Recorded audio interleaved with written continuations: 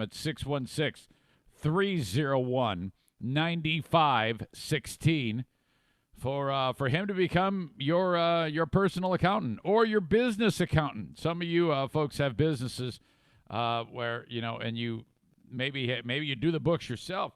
Oh, my God, that can be tough, too. If you want to try something different, please reach out to Troy Ginzer, Tag Accounting, online at tagcpa.net.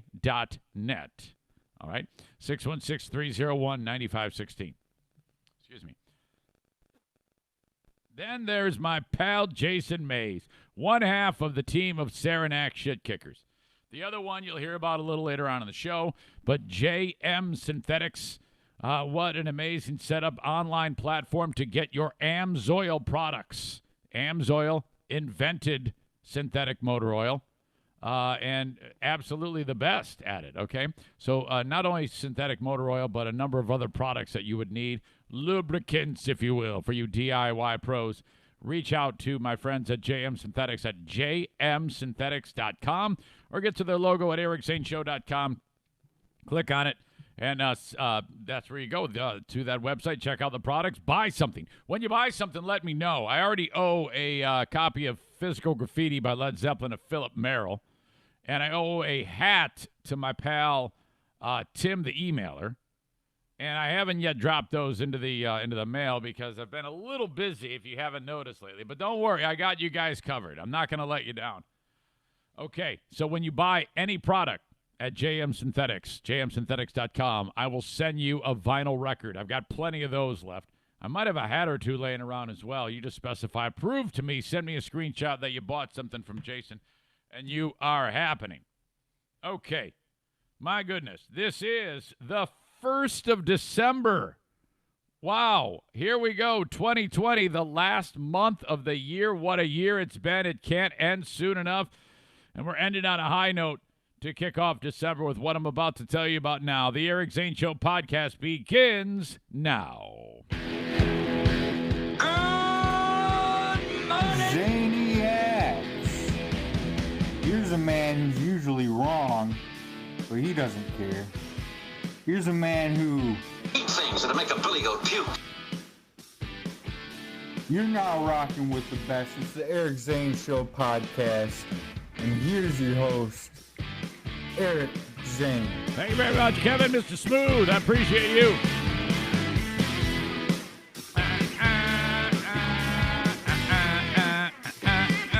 This is a daily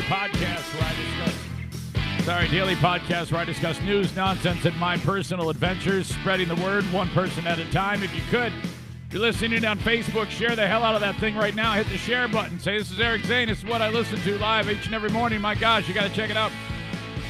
If you're on Twitter, Periscope video brought to you by Blue Frost IT, retweet that thing. Say, this jackass is giving away a kidney tomorrow. Show love. YouTube, share that you are on YouTube. Hit subscribe on YouTube, Eric Zane Show. And hit the bell notifications so you know when I go live, and then you will be happening. YouTube's brought to you by F45 Training, Byron Center. Blue Frost IT brings you, of course, Twitter, and Irvine's Auto Repair Grand Rapids Hybrid brings you my Facebook page. Thanks so much. I'm on Instagram, Eric Zane Show on Instagram, brought to you by the Mario Flores Lakeshore team of Van Dyke Mortgage. All right, this show happens from, no joke, the Baldwin Ace Hardware Fear Bunker Studio. It is the Baldwin Ace Hardware Fear Bunker Hotel Room for the time being. Thank you to the amazing Michael and Jennifer Gilmurray. Can't remember if I told you that story.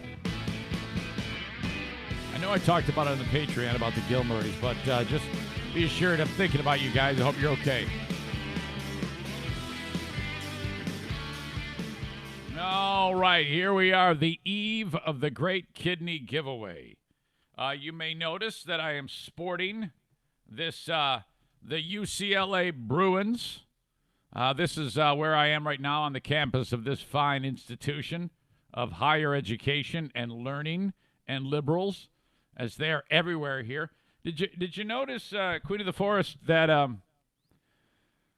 the way that they follow the mask rules here? Did you know these people are, if people from Michigan, let's say Jimmy's Roadhouse came over here, they would look at these people like they're brainwashed. So everybody, even when they're outside, people wear masks. And I'm like, well, I don't know. And Dan and I are like, I don't know if it's necessary to have a mask on outside. Is that really a thing? I mean, do we? But I mean, if you don't have a mask on and you're outside, oh my God, it's like people look at you like you're about to kill somebody. So I don't piss anybody off. I just do what I'm told. And they've got a mandate from door to door. You got to keep the damn mask on. But all right, I can live with that. Not that big of a deal. Not going to sit there and complain. End in sight. I do believe that. They're talking now that every American will be vaccinated, well, if they choose to get vaccinated by the summer. Can you imagine if they said, it is law, you must get a vaccination no matter what? It'd be, what? Holy crap. Hang on, I got coffee this time. We got to drink it. Everybody take a hit of coffee. Hang on.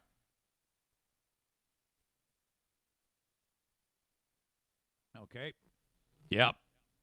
So, yeah, it is weird sleeping with the time change. And we haven't even gotten jet lag yet. I think jet lag works when you go back.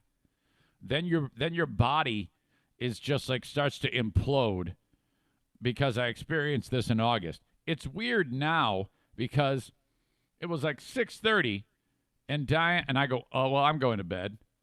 Because you can't go to bed. That'll be like 12 hours of sleep. I go, well, that's perfect. That's what I love. That sounds great. So I muscled through a little while longer, and then I think we ended up shutting it down about 8 o'clock? I think it was. And, but that's like, it felt like the 11 o'clock hour to me. But then, God, it's just, for me, it's sleep for an hour and then wake up for like an hour. It's just weird sleeping these days. I don't know what the hell the problem is. Hey, hold that thought. I got to turn the air up. I'm already getting warm. Hang on. I knew I shouldn't. I turned it. Are you getting warm in here? Yeah, I turned the air down. I go, oh, it's cold in here. And then as soon as I start talking, I get warm. Hold on. Oh.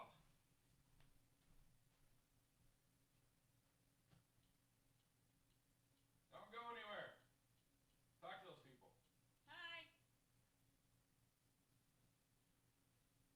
Taking the long sleeve off.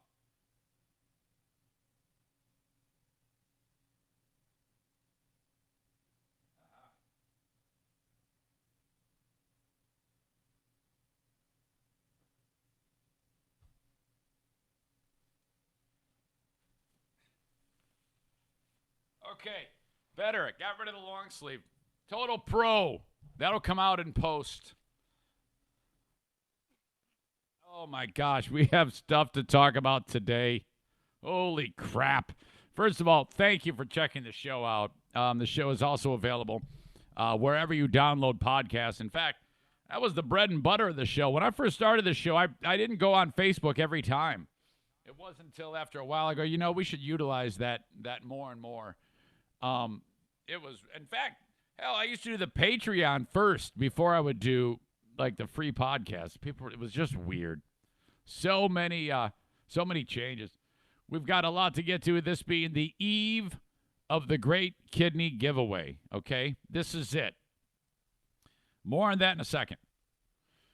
A legendary Star Wars actor is dead. Kenny, don't spoil anything. I know you want to because you like to show that you have, and everybody knows that.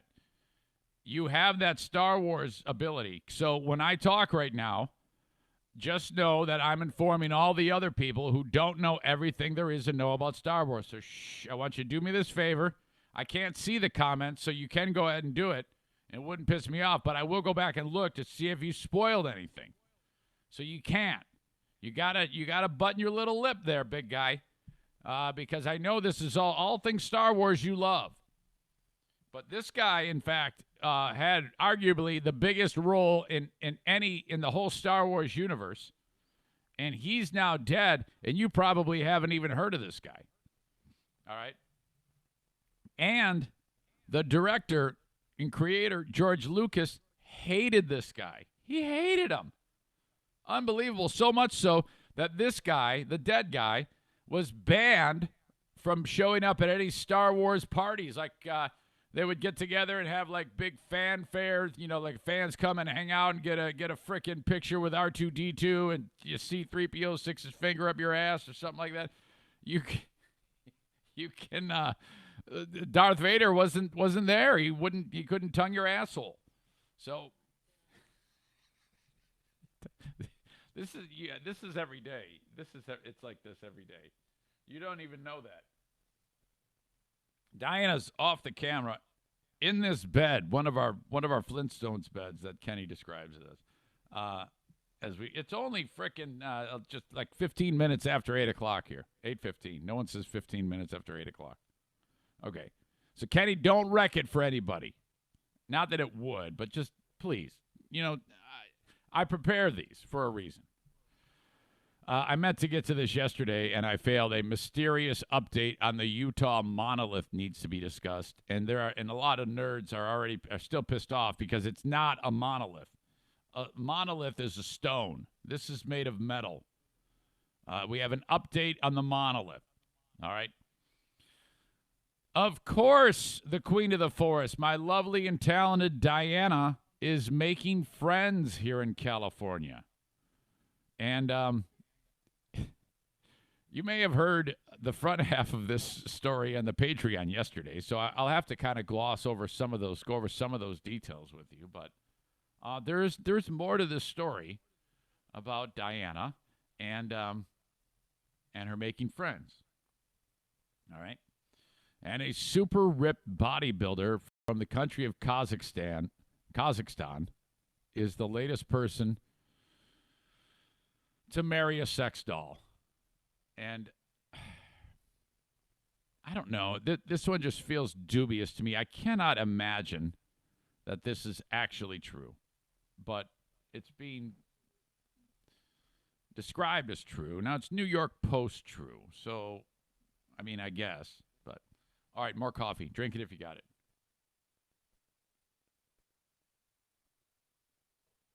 All right. What are you looking at right now? Pooh Bear, what are you reading? Yeah. She says she's just looking at Facebook. All right. Update on the giveaway, kidney giveaway, Great Kidney Giveaway Eve. That's what we're calling it. As I indicated to you, yesterday was COVID testing day. And this one wasn't as bad as the last one. When the guy did the thing, the nose thing up there, I'm just expecting it. It's still it just sucks. Oh my gosh. And to me, you're better off closing your eyes because it's shocking how far that gigantic piece of wood with the swab on the end goes up your nose. Now, this test is the best test that they have, and normally it takes a little bit more time to get this type of test back. But obviously, being that this is a hospital college, they have the ability to get a very quick turnaround on it, and it is the most accurate test. It has come back negative, so that's it. That's it. That's the last hurdle. If that came back positive, I'm screwed. Jeff's screwed. And can you just imagine if it was like, yeah, you got COVID, now I got to stay in this hotel room for 14 days, get a new flight, fly back, everything's screwed, got to start all over.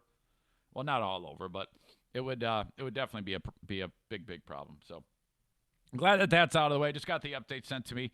The rumor is, and I don't yet have the exact information, but today is the day.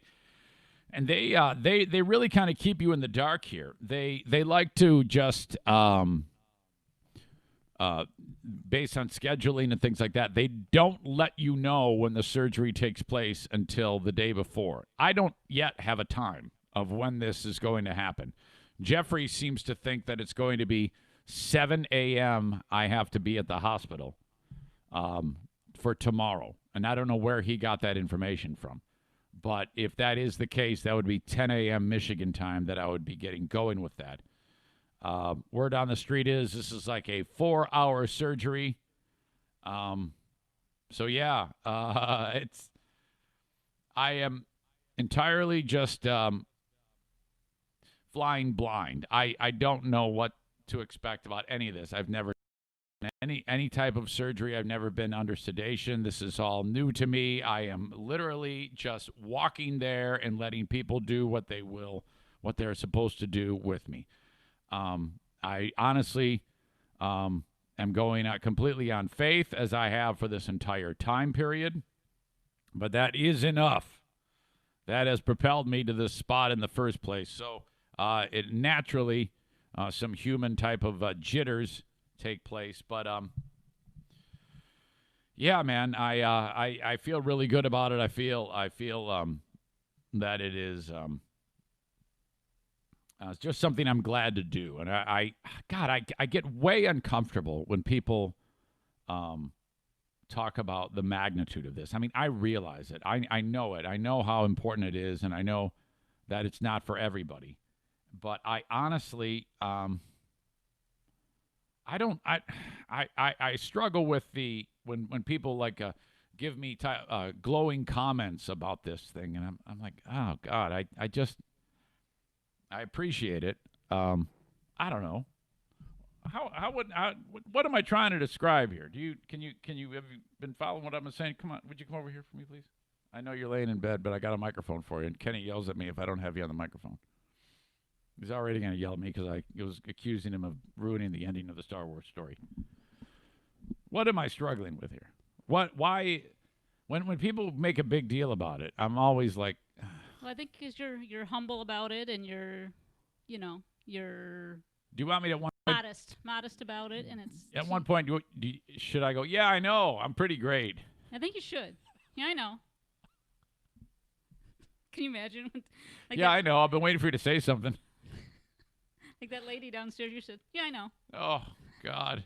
Her. We'll talk about her. That's your friend. It's my friend. It's my new what friend. Is her name, Jackie? Jackie. I love the name. Yeah. Can I go back to bed now? Yeah. Please. That's quite all right. Humble and modest is what you are. That's. All right. Okay, do you think people feel like when they find this out that they might feel something gnawing at them? Like do you feel like you should do this? Oh yeah, because just the other day on Facebook, I saw one of my friends post or shared a post of some guy in Detroit needing a kidney. He had one of those shirts made. Yeah. It said, I'm O negative or whatever. I need a kidney. Call 313 whatever. And I'm like, I can do that. But what is it? I hate to just come out and ask you, but why? Why would you not? What's keeping you from not? Nothing's keeping me. I'm just waiting for the opportunity, I guess. What about this guy Willie Patterson here in Grand Rapids? We've talked about Willie. Yeah, I remember Willie. So now I don't ever want to give.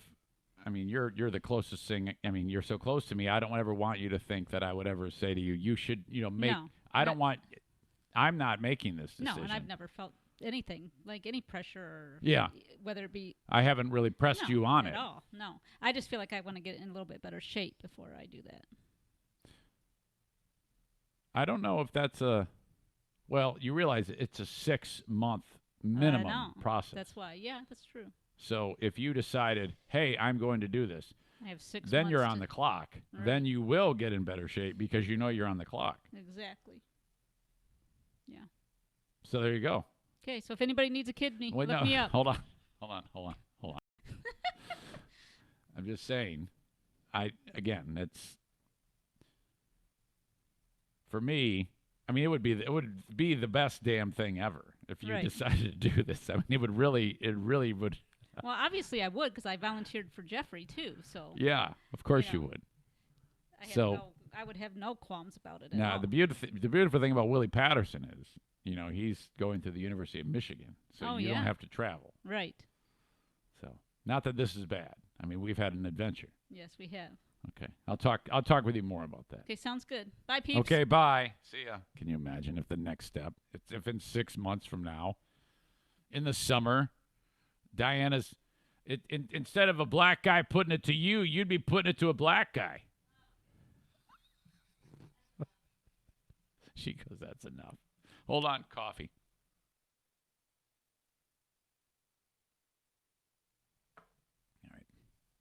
And then, okay, after you do that, I could give away like a lung.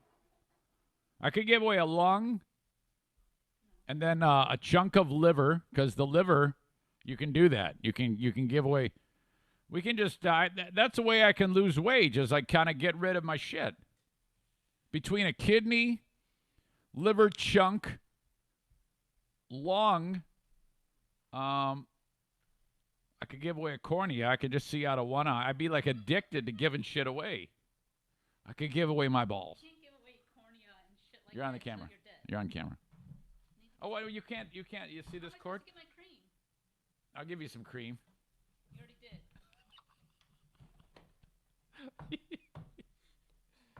It's down there. She goes, you already did. Did you hear that? You know what that means, don't you?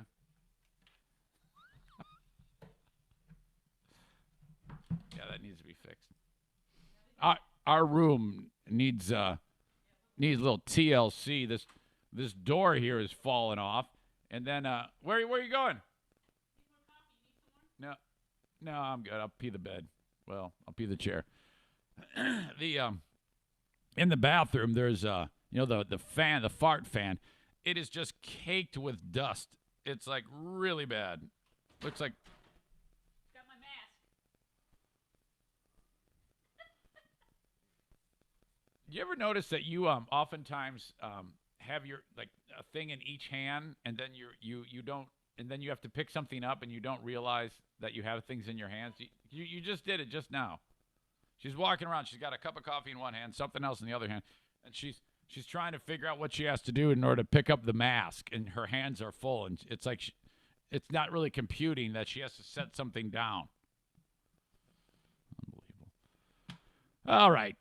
Jeffrey he was up at 3 a.m. California time because the hospital wanted him to do one more dialysis. 4 p.m. or 4 a.m. he started that. And I think he's probably done now. So, God willing, he will never have to be on the dialysis machine. That's it. This is the final dialysis for Jeffrey, because tomorrow when they do snippy and put the kidney in and that actually goes into his belly, which is remarkable. It doesn't go in the spot where the kidneys go, and they leave those old kidneys there. They just fuck it, and the body kind of absorbs them. The body's just flat out miraculous what it does. So that's all a thing. And the kidney is supposed to start working right away. So that is pretty cool. So there you go. That is where we sit. I now just wait to hear from the hospital what time of the day that we are officially going to do the Great Kidney Giveaway, which, again, it started May 16, 2020, when I was walking down the steps from my bedroom area down to the main floor. On those steps, I thought of Jeffrey's name. During the course of the next 24 hours, I established contact with him. This will all be in the book. It's when you read it, it has more impact because I've written down a number of things. I'm like, oh, my God, this is freaking awesome. So, the 16, 26, 14. I think this is, 16, 26, 30 is 14 days. So right now it's, wait a minute.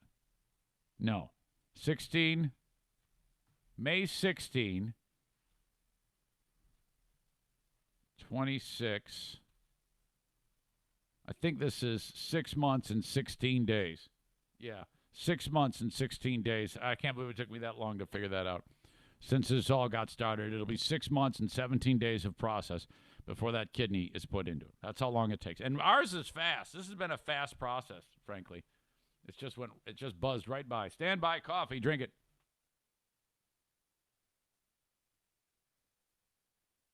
So with this show, I expect, I will be in the hospital tomorrow night.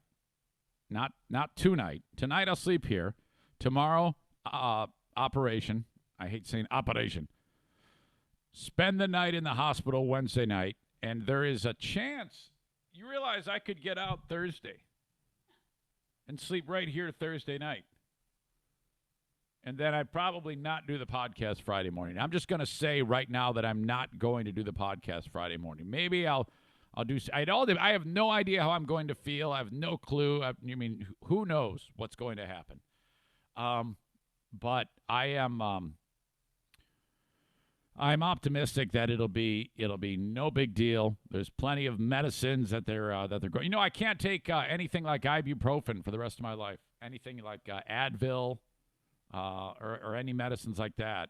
I can only take Tylenol because Tylenol is metabolized in the liver, and ibuprofen is metabolized in the I don't even know if I'm saying the right word, but it goes through the kidneys. And if you have two kidneys, it does put a little bit of workload on the kidneys, and last thing you want to do is when you only have one kidney, do anything that would put more of a workload on it. So I can't take that medicine anymore. I can only take freaking Tylenol. Hang on, I got to finish this coffee. I can't stand it. I love the coffee, but I can't stand that it's getting cold. So this is the last time I'm going to do this, I swear. One more.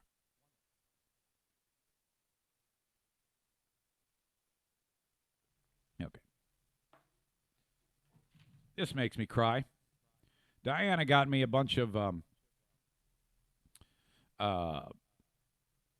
religious-themed gifts, including a new rosary, these little prayer cards that I love, and then this stone. It's like a piece of granite or something like that, and there's an angel on it, and it says, "He will order his angels to protect you wherever you go." Psalm something, colon. I can't read. That's too small. I can't read it, and the writing is bad. But it's a Bible passage, Bible verse. So there you go. That is spectacular. I keep that with me. And I appreciate all your thoughts. I'm jokey and laughy, but, at the end of the day, this is, I understand the magnitude of this and the seriousness of this. It is with a joyful heart that I walk into this with pep in my step. No fear in any way, shape, or form, because I am protected by all of your prayers and your thoughts, and it is that is what keeps me strong. And I know that with the skilled hands of all these professionals, it will be exactly that. Still don't know if Diana can actually be there. I honestly think you won't be able to be there. You will have to stay here in the room. But they'll let me know because of the pandemic and the epic nature of this. The fact that this is all happening during a crazy ass pandemic makes it, oh my God, it's incredible. It's absolutely incredible. Just glad to be able to do it. Okay, so that's going to be it for the next few days. Now, my podcast isn't done today. Obviously, there's a lot more of it to come, but that's where I'm setting the table. So as this podcast winds down, then I won't I probably won't be communicating with you. It could be until Monday, the 7th, unless, of course, for whatever reason I can't go. But I'm sure you'll understand. But I'm planning on being back here on Monday the 7th. All right, with a brand new sponsor. A brand new sponsor is coming your way, and they are known as Cornhole America. My new pal, Jason Duflo, who out of Cedar Springs, Michigan. I talked about this guy on the Patreon. I just love the guy's story. It started with Jason Duflo went to a party 15 years ago. Sounds like a frickin' REO Speedwagon song. And he is sitting with his buddies. They're having a few beers, and they go, "Yeah, come on over. We're gonna get rid of a dirty 30, and we're gonna play some game. So and so's bringing a game." Duflo's looking at it. It's cornhole boards. He's like, "What the hell is this?" And they go, "Oh yeah, you got to throw the beanbag and it lands in here, and then that's it." "Oh, okay, shit." And then after a little bit of time, he's like, "You know what? I can build these." And so he built one for himself. And then a friend came over and said, what the hell is this? He goes, it's called cornhole, man. You get shit-faced and you throw these bags in these holes, and then, that's it. Okay, great. Hey, can you make one for me too? Sure. So then that's how it started. And he would, as time passed, he started getting a few more. And in a year, he had made several dozen of these things. And he would, hand paint them, like the block or paint Sparty on there with, regular paints. Time passes. Now he's got, what is a CNC machine? It's computer saw that cuts all the parts, and he's got a staff of people that builds the cornhole boards. Dozens fly out of his shop in Cedar Springs, Michigan every single day. They can put anything on a cornhole board, any type of logo. In fact, you'll be able to get Eric Zane Show podcast cornhole boards and cornhole bags, like with my face on the cornhole bags. He sews them himself. They've got all the necessary equipment to actually make the bags themselves. It's really fantastic. So Monday, that'll be a brand new sponsor on the show. I'm really stoked about this. So there you go. All right. The open of the Eric Zane Show podcast is brought to you by, well, first of all, I want to stress that I do cameos. I like to mention that first before I get into the ads. Cameo.com/Eric Zane. It's been a while since I've done one. Have I exhausted my cameo market? Do I need to just pull up stakes? If somebody has a birthday coming, remember me. Remember me to wish them a happy birthday. They won't forget it. It's better than any card they could ever have, I'm telling you. It's going to set you back $15.99. And I will record a cameo for them. It could be nice. It could be me roasting them, whatever you want. It could be for a little kid graduating first grade or whatever. It's a lot of fun. I've had some people have been like, hey, my kid really likes your French Bulldog. Will you do it with the French? Of course. If you want the Queen of the Forest on a cameo, you can do it too.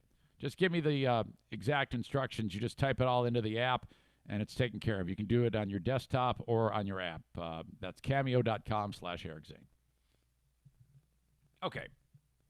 Blue Frost IT, as most of you know, is the managed IT service provider for my show.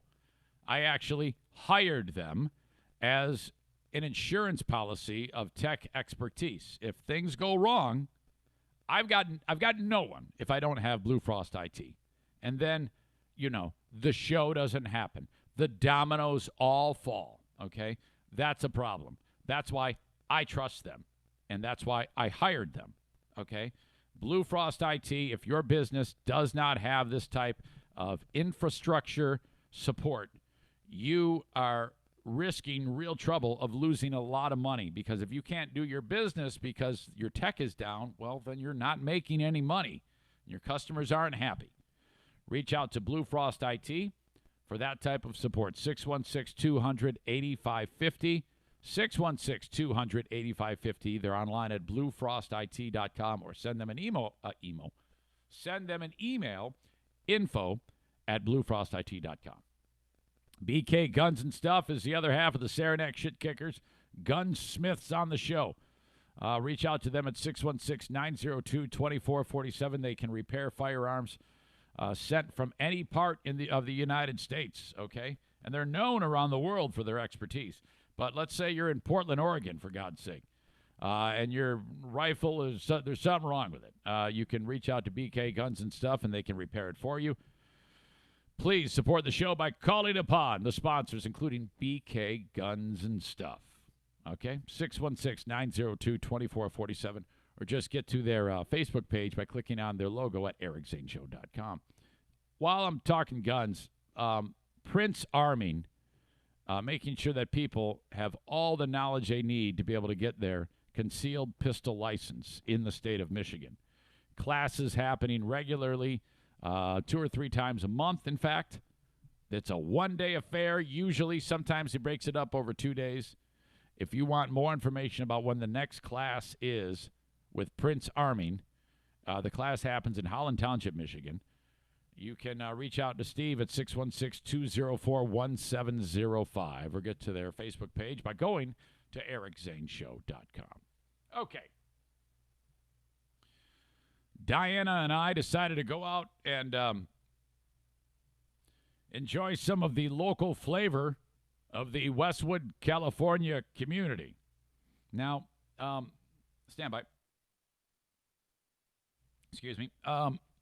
What you got here is college kids, doctors, educators, hippies, and people that are down on their luck, homeless people. There's plenty of homeless people around here. And, well, you know, that's just part of it. No big deal. Nobody's judging anybody here unless if they do something that requires some degree of judgment. And I would say that the behavior that we witnessed yesterday does, in fact, cause us to have a little bit of judgment.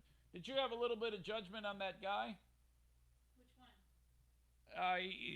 He looked to be that homeless guy who he was that super aggressive guy. Oh, that guy. You definitely don't like that guy, right? No, he was an ass. Okay. Excuse me. Diana and I are walking around, and excuse me, I don't know what my problem is today.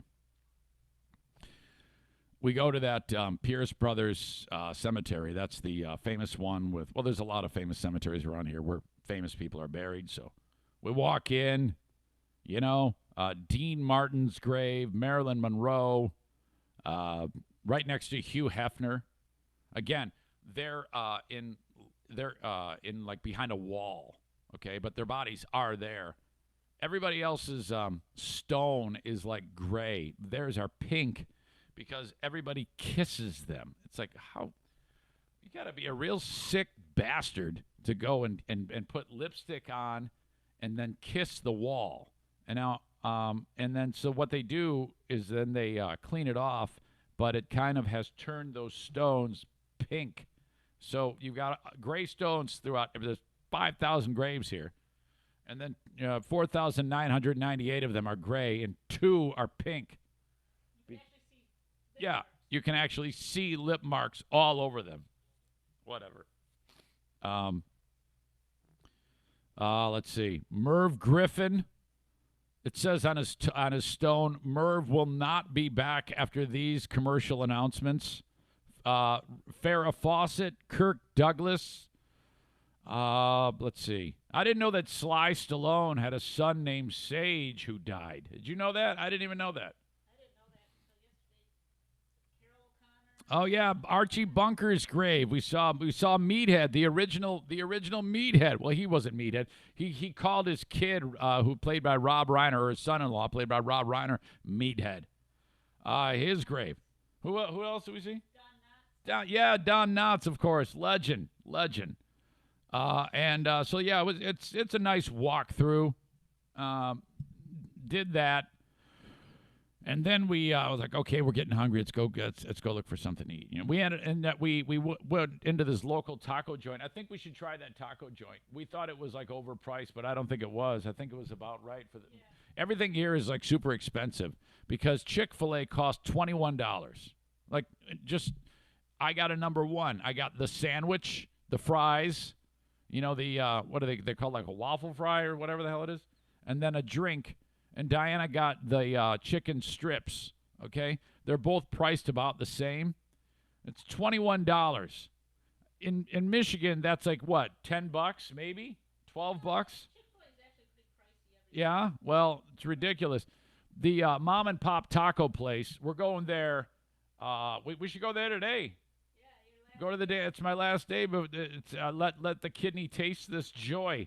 It says on the sign. It says so and so. What the hell's the name of the place? I got the menu over here. I thought I did.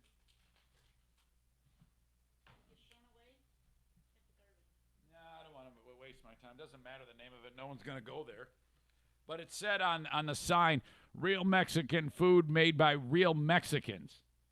So I'm like, well, it's got to be good, right? I mean, how could they? There's no way they could possibly screw this up. So okay, that's where we're going. Okay, Jeffrey's paying for the whole damn thing. So he's like, Jeffrey's encouraging us. He just, oh man, hey, look, man, you know, you got to go check out all the great places to eat, man. You know, I mean, you gotta, go and eat at this Mexican place where there's real Mexicans in there, man. I don't know if Jeffrey's gotten to the point of the podcast yesterday when I revealed that he said, Did you know that? He said, 237 times? I told you about that, didn't I? In a 1-hour interview, and that he averaged every 4.5 seconds he said, once. And I know he's not going to believe that, but trust me, Pellerito's stats are rarely wrong. So we're walking around. We're thinking about going to the Mexican place. We didn't.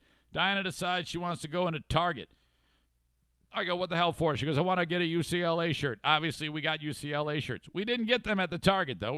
This is right on campus. We found a school spirit store later on where Diana proceeded to unfold every shirt in the whole damn place. Okay, but I folded them back up. Yeah, but when you folded the shirts back up, come over here. No. Come on. Yeah, no, seriously, I need you. I need you. I really need you. This is for the story. We go into this school spirit store. And it's rows and rows and rows of T-shirts. And the first thing she does is she goes up to this one pile of shirts. And okay, so it's like 3 shirts down the pile. So now what I would do is I would carefully lift those 2 or 3 so that I don't mess them all up and then get the one that I'm looking at. Diana just kind of grabs them like she's pulling sheets off the bed when she's getting out of bed. And I'm like, people have to fold those. And then she gets That's it. their job. She opens it up. She takes a look at it. She goes, okay, yeah, this is the right one. Well, it turns out it wasn't the right one because at some point she realized it was a dude's shirt. Yes. And she goes, go put this back. So I go, okay. And I fold it nicely. And I refolded the ones that you also messed up in that pile while Diana's going to wreak some more havoc throughout the store, throwing shit, looking for it. And you must have unfolded 15 shirts. No, I think maybe 5. 5? That's even too many. I was exaggerating, but you just admitted 5. Yeah, well, I was looking at different styles. Okay, and Diana says, are you going to get a shirt? And I go, no. And you probably should to honor the it's a good keepsake. And I go, well, yeah, you're probably right. I think I would. And I like the colors of UCLA, and it's a classic logo. It's been I can just picture this on the side of Troy Aikman's helmet. Troy Aikman was a quarterback here. Yeah. And so I go, that's the shirt I want. So what I did was I looked at all of the designs, and then the first one I grabbed is the one I bought. But Diana, before I decided what I wanted, she goes, oh, and she grabs and she goes, what do you think of this? And unfolds it. And I go, no, that's not what I want. I want the classic script logo. And so I ended up getting it, but Diana went ahead and did 5, 10 shirts, it seemed like. And then, so yeah, all right, great. And then I go to we go to the cash register, and I'm wearing that big-ass respirator, so it's all like this. And I go, sorry, I have to apologize for my wife. She unfolded every T-shirt in the store, and she goes, thank you. Did you know she said thank you? I know. Why did she say thank you? I don't know. Maybe she thought you said folded. I don't know. Oh, all right. Who knows? Yeah, I don't know. All right, so that was that. Thank you. Wait, you actually stay here because we need to talk about this next thing. I don't want you to sit down and then have you to get back up again. Do you want a Take chair? a drink of my coffee? Of course. They can't see you or anything. Don't worry. Can I say a little? You're doing it. You just did it No, with your I'm lips. thinking. You did it. Okay, listen. Okay, guess what? I do that when I'm thinking. Why? Who Listen, who makes duck Eric. lips when they think? Okay, anyway. I have to tell you something. Okay, I'm going to leave. I'm going to walk away and leave outside this room. No, please don't do that. Okay. An interesting stat. Somebody texted me this. Guess who texted me this? Pellerito. No. Kenny. Yes. Okay, into the mic. You're looking at your phone. It says... You're still looking at your phone. I Look at... have to look at my phone Well, to then talk. Dick, put it here. Okay, Okay? listen, Don't... okay, if you, this Eric? is you. Okay, I got to look at my phone. Look at... What? From May 16th until today, that's 199 days. So on the day you have surgery, it will be day 200. That you are... Whole numbers are good. I like whole numbers. That's pretty interesting. 200 days. That is good. That is... Wow. I can use that as a jumping off point when I'm trying to convince people to give away their kidneys. It took me 200 days. 200 days, about 35, 40 vials of blood, and that's it. Yeah. Yeah. And a T-shirt. And a T-shirt. Okay. And a nice gift basket you got out of it. You know, that thing. Can you go grab that for a second, and then I'll tell the I've story. been taking stuff out of it.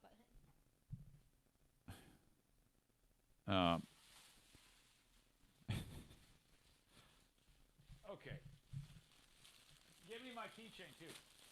This is what you get when you give away a kidney. Don't forget the little card. UCLA sent me this gift basket from, like, the doctors and the kidney transplant team. And they lay it on thick, which I hate. Oh, God, I just cringe at this. An everyday hero is a person of integrity with a will of compassion to serve others. Your selfless act has fully changed a life. Words cannot express the gratitude for your generosity and compassion. You are an everyday hero. You make the difference. Thank you for giving the greatest gift of life. The greatest gift of all, the gift of life. Sincerely, UCLA Health. They love me here. I'm like right up there with Troy Aikman because you don't get the craisins, the Ocean Spray craisins. Aikman does not get the craisins. Okay? I don't see Troy Aikman getting this package of pistachios. How about the UCLA bag? You know, this is like a bag. One of those kinds. What do they call these things? Bags?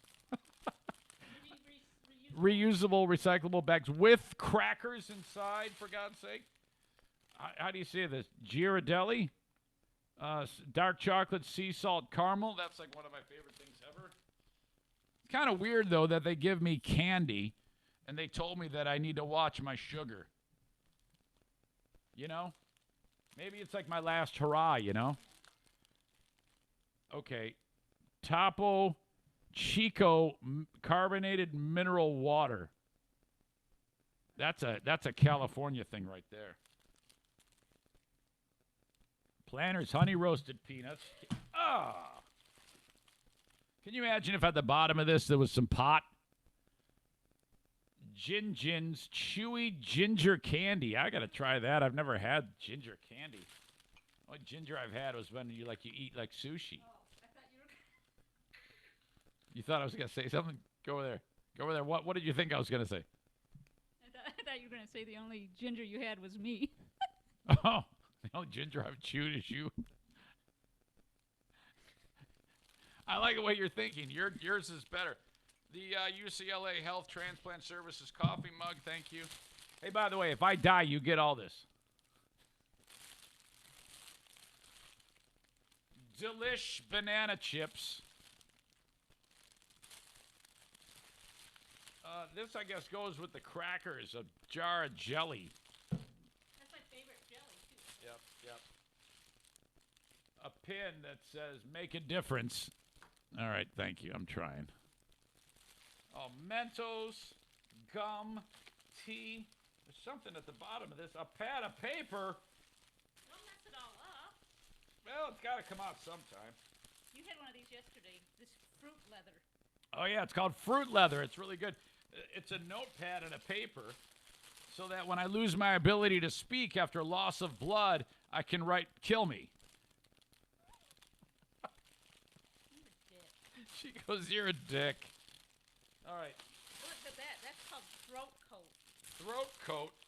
Throat coat. That's a horrible name for a product. Throat coat. All right. You have a better throat coat. Yeah, I'll give you a throat coat. Here comes your throat coat now. I'm going to try this. Get to the microphone. Get up to the microphone. Yeah, she's eating something known as fruit leather. Have you heard of fruit leather? We can hear you eating. Not that good. I liked it. I liked the fruit leather. All right. Hold on. Let me get this shit out of here. I hope you put it back all nice and neat. No. I'm gonna leave it here for the cleaning crew. No, you're not. Yeah, I am. No, you're not.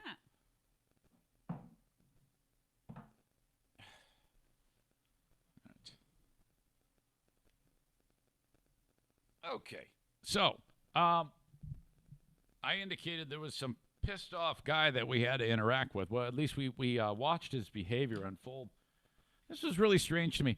And I think that I couldn't figure out if he was actually interacting with anyone or if he is, a lot of times these people that are homeless, they have bouts of schizophrenia. So you'll get a lot of interacting and acting out and communicating with no one, speaking to someone that is not there. A lot of gestures and a lot of that comes with the mental illness kind of is compounded by the drug use.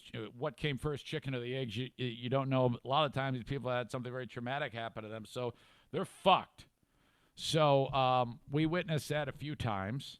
The one guy by the bank who was doing like that skinny guy who was he seemed very harmless and sweet. He was very quiet, but he was like maybe hallucinating of some sort big time. I'm He sure. was and having some type of episode, but it was like almost like he was doing a magic show for no one. Very With dirty, no props. very unclean, and we just walk by and look at him and you just wonder what the hell that guy is going through. My God. And then so when we were walking into Target prior to Diana ransacking the spirit store, there was a gentleman pushing a cart. And I was under the impression he was talking to someone on Bluetooth, Yeah, that's what I thought like on too. the phone, but I guess I don't know that for sure. He looked to be a little bit run down, healthy because he didn't look like overly skinny like you see a lot of these drug users. No, They'll be he skinny. looked actually fairly clean cut too. I mean, he didn't look dirty. Well, he looked a little rough. He Yeah, looked he like looked the a little type of rough. guy who might drive 10 hours in a semi and then throw some urine bombs out of the window and maybe put some peanut butter on his wang for the dog to lick off. That's what he looked like to me. And it looked like he wasn't skinny in any way. So But his hair looked clean. He was short and clean. It didn't look.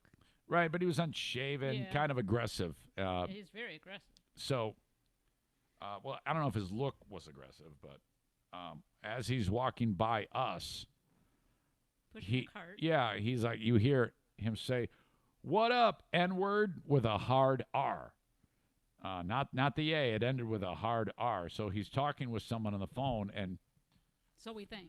as far as we know, we don't know for sure, but he said it out loud, and so I went, "Whoa!" And he just kept right on walking. I didn't really react, nor did Diana. We just kind of looked at each other. He shows up later, so we end up leaving there. Diana ransacks Spirit Store. Spirit Store is across from Chick-fil-A. We go into Chick-fil-A. You know, it's California's on a real lockdown here. It's just all takeout. You can order it. You can go in and order it, and then they give it to you, and you're out. There's no in dining. And a lot of the people that are getting food are Grubhub people for other orders and things like that, but we're there actually just to order. And so there's me and then a couple other dudes. We're about the same age, just waiting. And then, but N-word dude is in front outside as we walked in. So he's back. Okay, he's kind of like making the rounds throughout the area. This campus is kind of like, it reminds me of when you walk through some of the settings of Disney World or Disneyland. The housing and the buildings are right up to the street, and they're all that type of Kind of flat. yeah, it's a weird. I don't even know the name of the material that they use, but it's way different here, the architecture, than what we're used to. So he's out in front of the Chick-fil-A, right on the corner of these two streets, and so I see him and go, "Oh, there's the N-word guy," and then he actually wanders into the place. So now he's not with us, and he's not gonna buy anything, but the guy next to me is just patiently waiting, and he's not speaking. And I don't know what triggered this, but N-word guy all of a sudden is right in the face of this guy next to me. And so it's Diana to my right, me, and then guy waiting for his food. Looked to be about my age. Maybe a little older. He looked a little older. Very, very, very little. I mean, I'm little. He was littler than me. Wouldn't you say that? And so Yes. N-word homeless guy comes walking up to little dude, little professor nerd dude, and says, "Hey," and he's like this far away from him. "Are you deaf?" And then the guy, little guy, looks to his right, looks to his left, and I look at him, and we all non-verbally realize this guy's fucking crazy. Yeah. And then the guy kind of doesn't really respond. He doesn't know what to say, so he doesn't say anything. And N-word guy says again, "Are you deaf?" And he goes, he didn't speak. He just went. He put his hands up like, "I don't want to communicate with you." And then N-word guy goes, "Fuck you, man." He gives him the finger And walks out. then just fucking walks away. And then Professor Nerd looks at me. I go, "I don't know, man." And then we all just kind of shrugged. We were waiting for this guy to just lash out. This is a dangerous fucker. He could have. Yeah, he's scary. And then when we walk out, he's sitting on a bench with a bunch of bags. Yeah. And he's talking. Yeah. But and I said to Eric, I go, is he talking on a phone or is he talking to himself? Because we couldn't tell because he was just going on and on and on about something. Yeah, he was weird. He was a weird dude. I'm like, let's get the heck out of here. Yeah, that was a little strange, no question. But all right, so that was that. You know what? I guarantee you, we will see him again. Oh, I'm sure. He's going to make the rounds. I want to interact with him. No, you don't. Because Yeah, he I might do. punch you in the face. No, I just want to. I want to charm him. I want to dig a little deeper on that guy. I can get through to him. I can do it. I want to talk to him.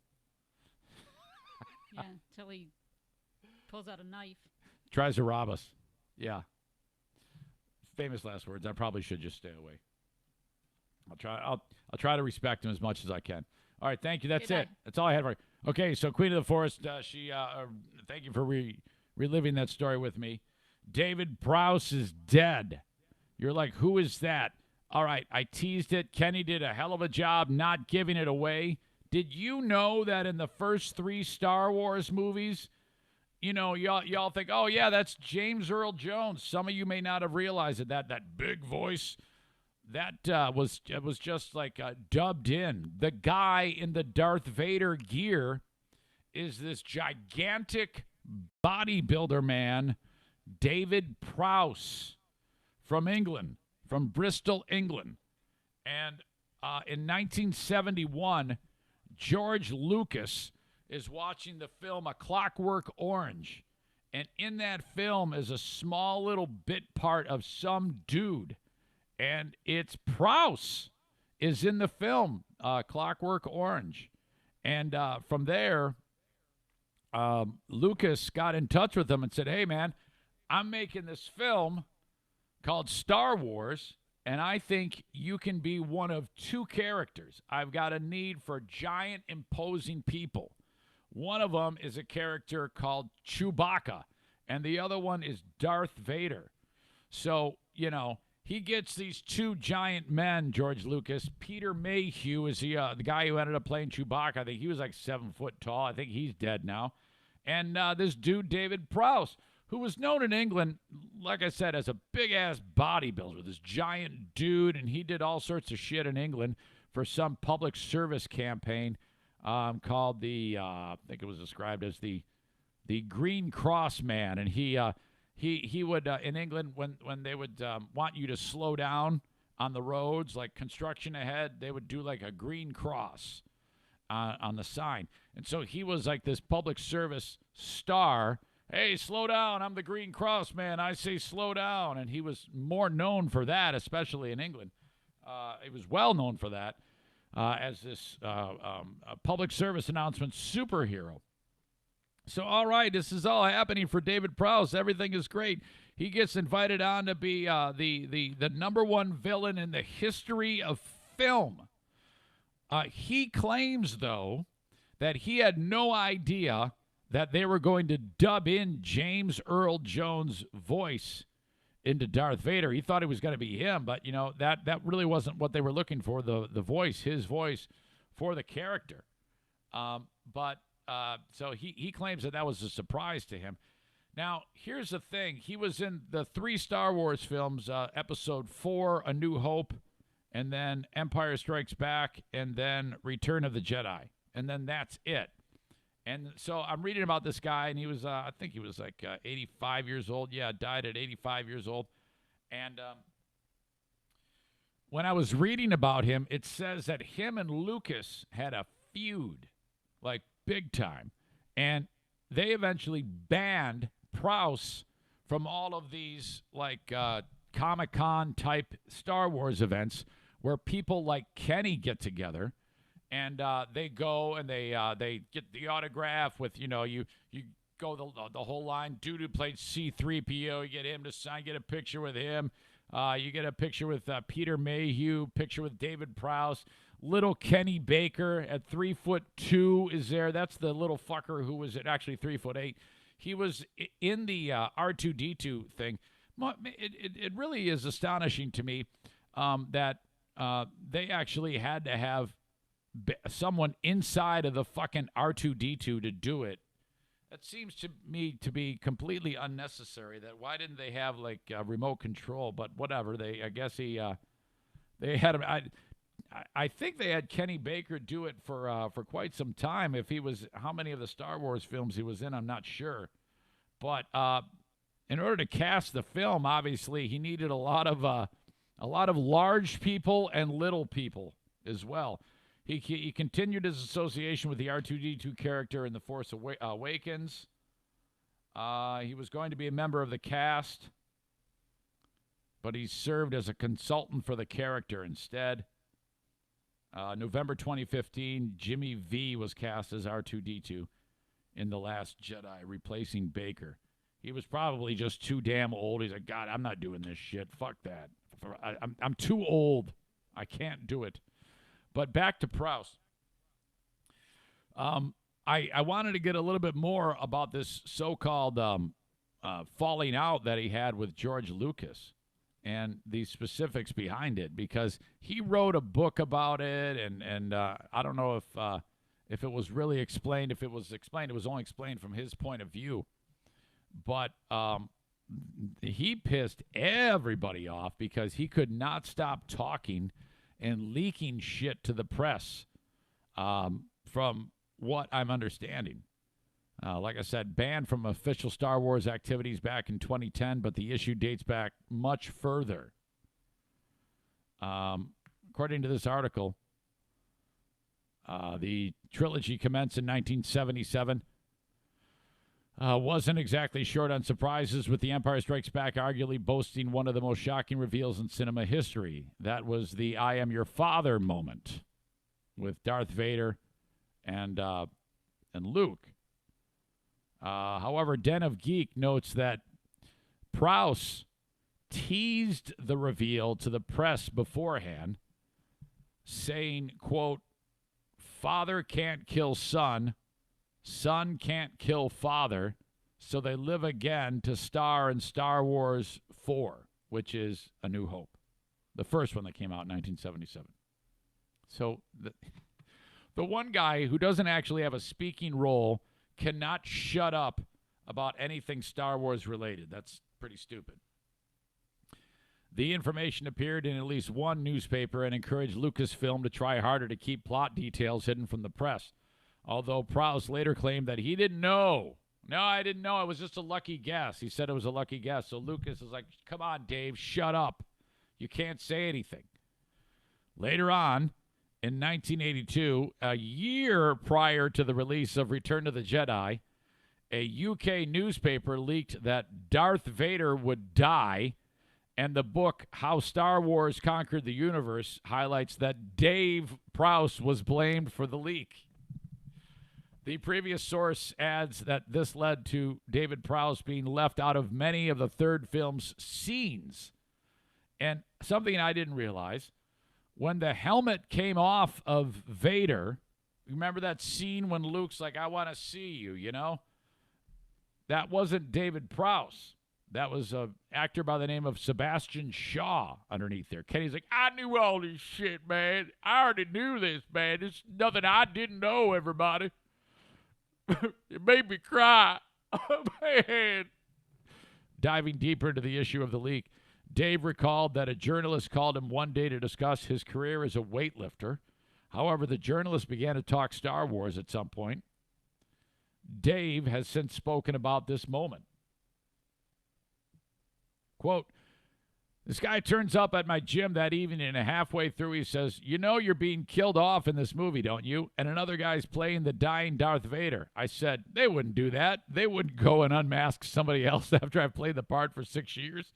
He asked if I had a call sheet, and he looked at it and said, "Look, Dave Prowse, Darth Vader, Studio 1, and underneath it says Sebastian Shaw, Anakin Skywalker, Studio 10. Dave remembers that the Daily Mail published a piece headlined, "Darth Vader to be killed off in the next movie," in an interview with David Prowse the next day, saying, "And that ruined my association with Star Wars." So basically, he didn't really, when you dig into this, it's like, oh yeah, Lucas hates me. I have no idea why, but he absolutely knew why. Lucas is like, fuck this shit, man. This guy can't shut up. So that was it. That was kind of why that guy got shut down. Why David Prowse was kept out of all those Star Wars events. At first I read it, I was like, well, that's pretty petty that they did that. I mean, Lucas got all the money in the world, but at the same time, I can understand you got arguably the biggest franchise in the history of film, and the one guy with no speaking roles cannot shut the fuck up about the whole thing. Hey, you know what, honey? I wanted to ask you, as I sit here and do the podcast, you know, I constantly swear. Do you think they can hear me outside? Do you think it's that loud? Wouldn't it be something if we got the house phone rang and they said, "Yeah, the people next to you they're complaining about all the language." That would be excellent. That would actually be really, really great. It would be awesome. All right.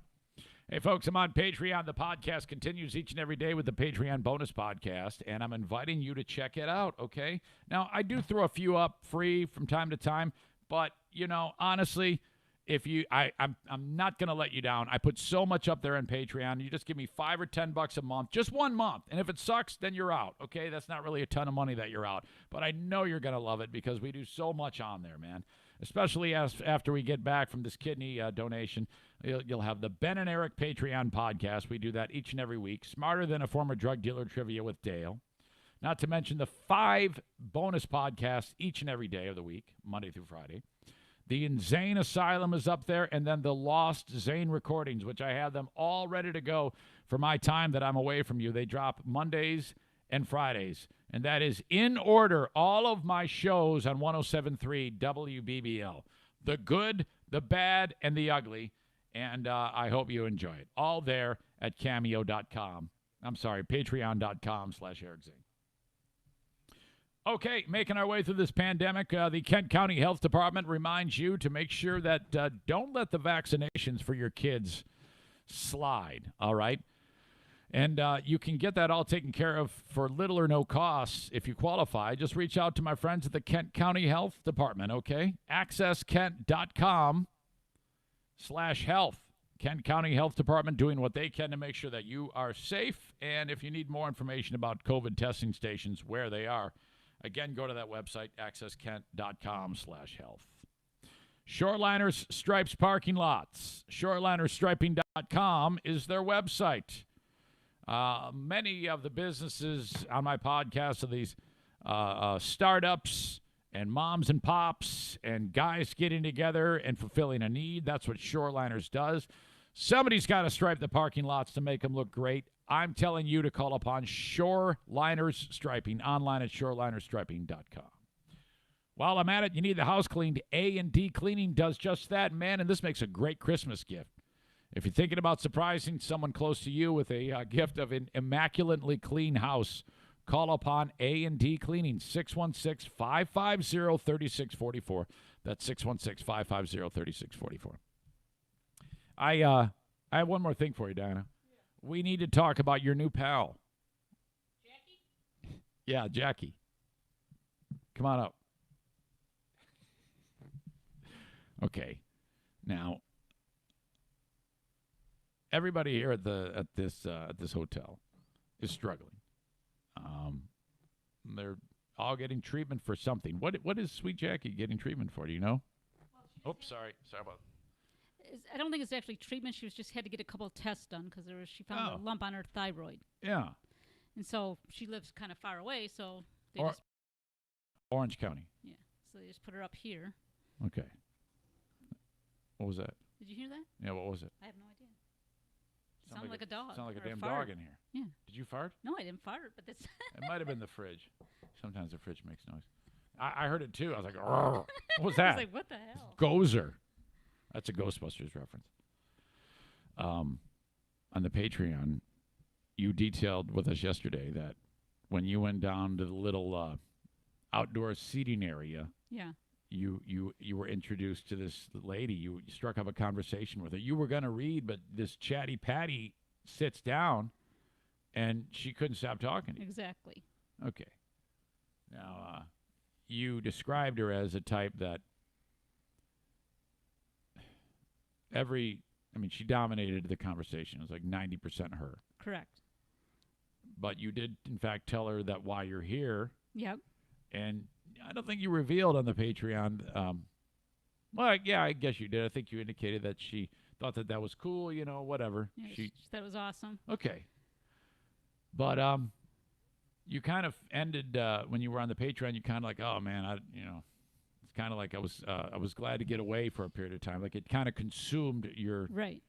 and Well, it was exhausting, kind of. it is exhausting when you have someone like that. And it's not like it's really puts you in a tough spot because you cannot just say, hey, hold on a minute. Do you realize I'm not even communicating with you. You're just talking to me. Yes. You can't do that. Right. It should be okay to do that. It should be because these people need to learn.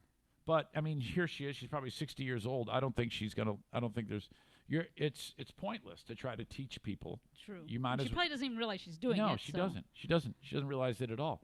Well, it surfaced again today. This morning. Yeah. When we went to get our breakfast. Yeah. So the way they have it here is you go into this room where normally they have like the breakfast salad, cereal, juice, yogurt, bagels, stuff like that. And if there wasn't a pandemic, you could make all your food there and eat it right there. But no, they have them bagged up. So you just grab it and go. Well, there's someone there who's getting 2 breakfasts ready, and it's taking forever. And she's got coffee, and she's got, I'm not kidding you, probably 15, 20 sugar things. Yeah. And she's got to open every one of them and pour it all into there. And it's like, oh my God. Just take it with you. Yeah, and she's like doing all of these preparations and stirring, and shit's flying everywhere. There's coffee leaking all over the place, and this lady's wearing a muumuu, and and so we're there kind of just waiting, keeping our distance because you don't want to get in anybody's way during this pandemic, and people here are sick. You don't know what the hell's going on, so the lady can't see us because she's got her back to us. And you went in and grabbed like a coffee mug or something like that, or did something, and then you realized it. How did you not know it was her until you saw her face? I kind of thought it was, but she had glasses on before, and Yeah. her mask and everything, like a shield, like a face shield, not just her. Then I realized that we were going to be late for the podcast by like 3 hours because Diana says, "Honey, this is the nice lady I was telling you about yesterday that I talked to. And she just loves you and your story." And I go, "Oh, hello, how are you, ma'am?" And she goes, "Hello. Oh my gosh, you are just this." She sounds like the Geico Gecko. Actually, she sounded more like Mrs. Doubtfire. She sounded exactly like Mrs. Hello, Doubtfire. hello. Oh my God, I love your story. I can't do it. English accent, Doubtfire, Robin Williams. That Picture was it. so awesome, dear. So awesome, dear. Diana told me about you, and oh my God, it warmed my heart. And you. She's going on and on, and I'm saying, oh my gosh. Well, yeah, it's the least I could do. I was struck. But I'm saying all the things I always say. Oh, I talk to God, and right now in the back of my head, God is saying to me, "Eric, get out of there. You got to get out of there because you're going to miss your kidney transplant if you talk to this lady for any amount of time. You got to keep moving. All right, tell her you love her and just get on. Throw the sign of the cross at her and just get the hell out of there." Oh my God! And it just went on and on. I told you. And I'm like, son of a bitch. It was a Here point we go. when, like, yeah, it's the big one. It's the big one. it was the point where, like, our backs were turned to her, and she was still mixing her coffee or doing whatever she did. And I said, "I told you." Yeah, she's ripping more of these little packets, dumping it all in there. The coffee's like pudding now. It's like brown sugar pudding. It's like so fucking terrible. And then she leaves, so I thought we were safe. Yes. And then she comes back. She did come back, and then she goes, Diana, I have to give you my phone number. And so she goes, I live over in Orange County. I want an update on your husband. You can tell me what has happened. I need to know. And Diana says, okay, yeah, well, we're going to be here for like a long time, so I'm sure we'll see each other. But by all means, Jackie. Oh, my gosh, I'm just so delighted to know you. Oh, my gosh. On and on and on. And then she leaves. She goes, I am going to go get a pen and some paper, and I will give you my phone number.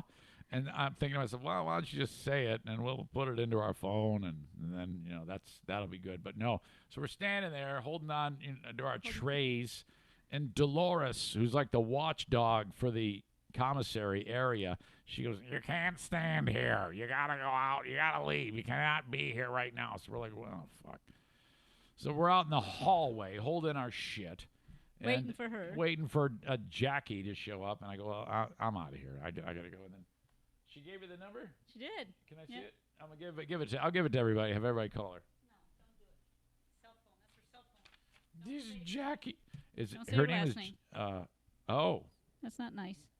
Okay. Yeah, I won't do that. It's almost a swear word, her last name. You lose the S, it's I don't want to say it. I don't want to say who it is because somebody will get cute and look her up on Facebook or something like that. I know you guys. I know what you're capable of. I wonder if she is on Facebook. I should look her up. I'm sure she is. She's probably looking right now. She is not exactly technologically. She's not advanced like you are. She has a flip phone. She does have a flip phone. Okay. Mm-hmm. You just did it again. I did. You did the lip thing. I got a text message from Christine. From who? Christine. Oh, Christine is okay. About 3 miles away from here is a young lady. She's Diana's age. That's young, I guess. Well, not when I say young lady, I'm thinking like Jackie, my daughter Jackie or Madison, a nice lady that Diana went to grade school with, and she lives right here. From 4th grade on up, we went to school together. Yeah, and her husband is a friend of Novak. Yep. If you're an old school member of the Eric Zane Show podcast listening, I used to, years ago, have an agent, and he was the shit. He is a historically amazing, fantastic entertainment lawyer. Not an agent, but an agent lawyer. So he's a lawyer and an agent. Entertainment lawyer by the name of Mike Novak. And Novak, you remember the stories. Hey, Eric, it's Novak. How are you? Hey, yeah. Remember at the Woodward Cruise when it was like 100 degrees and Madison was in a stroller? And Novak goes, oh, my God, it's so hot out here. Here, give the little one some water. And he takes the water and he dumps it on her head. And Madison's like, what the fuck are you doing, you asshole? What the fuck? Get her in the shade. It's hot as hell. Novak was Bob Seger's agent from way back and all the way up to his death. And then he had a whole series of A-list talent that he was the attorney for and brokered some incredible advancements in their careers, including Bob Seger, Kid Rock, Ted Nugent, and Jeff Daniels. And what's the Tim radio Allen. guy's name? Tim no, Allen. the radio guy's name, the long Purton? Wasn't it Dick Purton or I don't somebody? think he was with Purton. He was with Calvert and J.P. McCarthy, and not J.P. McCarthy, Frank Beckman. Well, Novak, Drew and Mike too. Yeah. You know, I mean, and I went way back with Novak. Back in 1998 is when I discovered Novak, and that was way before Free Beer and Hot Wings. And then when things started to pop with Free Beer and Hot Wings, I said to them, we need an agent. We need someone to help us with these things that we're experiencing. It's beyond our pay grade. Oh, we don't know who to call. I go, I got just the guy. And so I reached out to Novak, and that was the start of that. And then Mike, in 2012 or 2013. January of 13. that. It was 13. January of 2013, Mike died very young in his 50s of a massive heart attack. And I remember on the air talking about that. It was one of those moments that used to happen on that show where that type of honesty would take place, or that type of rawness would happen. And we eulogized Mike on the air. Well, it turns out that Mike's wife got her hands on that. She has passed too now, Loretta. And that audio was played at Mike's because he was buried and the funeral happened. And then afterwards we had a big, like a celebration of life. And they played the audio. And I remember sitting there with Diana, and freaking Bob Seger's right there listening to the audio. And we were doing, cutting up and having a good time. Reminiscing about Mike while crying at the same time and sitting there listening to that. And Seeger was just like loving it, man. He was like, that is so cool. It was quite an adventure. But reason why I bring up Novak is because Diana's pal, who I just mentioned, she got married to a guy named Art Lizak or Lizak. I don't know how to say it. But Arturo, as he's known, was in a punk band in Detroit back with like the MC5 and I mean historic bands in the Detroit area, making the vibrant punk scene that was Metro Detroit, and called the Mutants. And he went on to do other things. This guy Art in his respective field. I think it was in art. He's an artist, like painting artist. And Novak was a representative. So this guy's a friend of Novak. And anybody who knows Novak is known as friend of Novak. So supposedly we're going to go meet this guy. And this guy, Art, is like a legend, an old school legend, that he doesn't really even have a digital footprint. But he has performed with like major performers. I can't wait to meet this guy because his mom used to have a nightclub in Detroit called Lily's in Hamtramck. And Lily's was there was two nightclubs in particular that stand out in Detroit. One was the Grandy Ballroom, where like Led Zeppelin and bands like the MC5 performed. This is a small place, and it's still there to this day, but it's been completely abandoned, and it's falling apart, and no one's in it. And then the other club was Lily's, which is Art's mom's. She ran the club. Easy to see why he would become involved in this line of work, but yeah, in this band, and Diana's friend ends up meeting this guy, and they hit it off, and they end up getting married. So this is going to be really interesting meeting this guy. I'm really excited to meet this dude, Art. You know, did you tell her that? Did you tell her that he's my spirit animal? I did.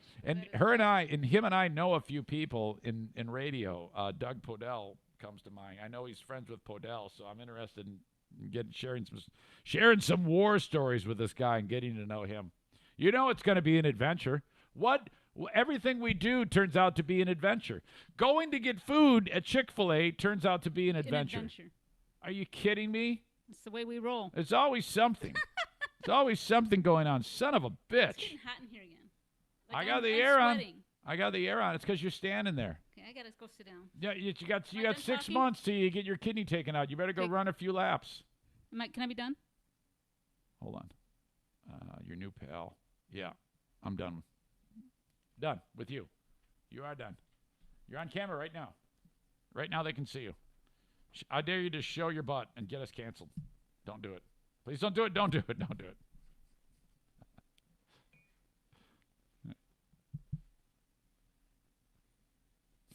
She crawls back into bed. Just for a few minutes. It's early still. It's only 9:30. Hey, where's that book that Jeffrey gave me? It's in that top drawer next to you.